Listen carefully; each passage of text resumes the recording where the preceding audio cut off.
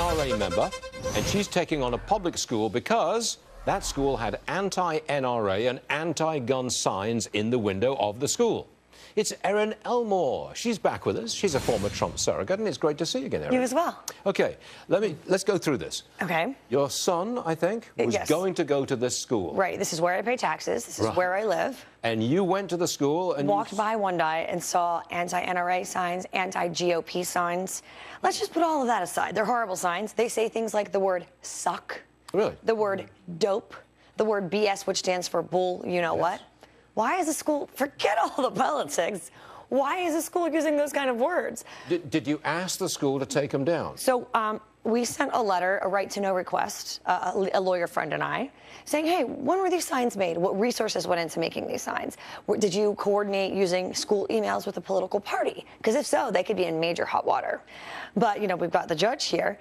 They're trying to say that they're within their legal rights and within the school board's policies to have these signs, but they're using children as young as 5 years old as political pawns. So, but the signs were not taken down? Nope, they're still there. Even after you complained? I saw a new sign this morning when I was driving by, actually, so they're doubling down on this anti-NRA, anti-Republican rhetoric. Well, look, I'll get to the judge in a second. He's sitting right next to me. He's patiently biding his time. I feel like he's a good person to ask about this, too. Honestly, I didn't think you could put up political signs, certainly not with any degree of obscenity in them, and there is. I just didn't think you could do that. I think the loophole is that, you know, it's the children's words. But my question is, I have a 5-year-old. He doesn't even know what he wants for dinner or what cartoon he wants to watch on Sundays. He should know what the GOP and the NRA is. And look, a lot of people are saying this is about the Parkland shooting. Well, if it was, then your message is not very clear. Then say, we want a safe school, and this isn't safe. There's my son right there. There's your son, and I'm about to read a statement that came from the Philadelphia School District. It says, quote, we support students' rights to self-expression as long as that expression does not disrupt an orderly school environment. And these signs are not in violation of School District of Philadelphia policy. Your response? These are 5-year-old, 6-year-old, 7-year-old, 8-year-old kids. If you tell me this is what they think and this is the things they're talking about and they know these words like dope and GOP and NRA, then these kids should all be members of Mensa right now.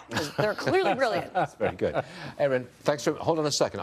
The judge is right here. You heard this. I did. Let me say, first of all, that I agree with everything she said. Obviously, I'm a strong defender of the right to keep and bear arms, but unfortunately, the law is not on her side. The progressive nature, capital P, as in progressive movement, of the American school system, combined with a Supreme Court opinion of about 2 or 3 years ago, says government has freedom of speech, and government can express its opinions, even if the listener is a child.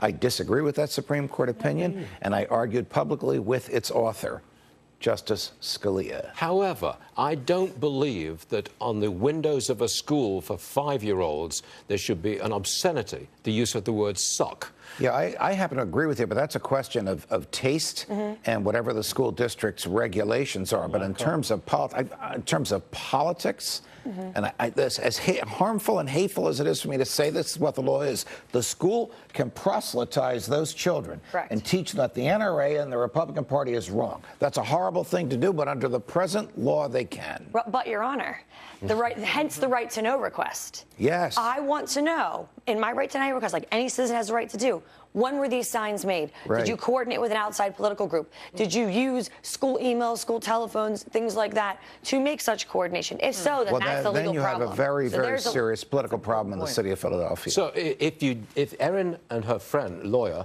did find out who made the signs, any school stuff used to make the signs, well, the school stuff can be used to make the signs, but it can't be done at the behest or using materials or money supplied by a political organization. Then she has a very, very serious issue. What about the teachers' union?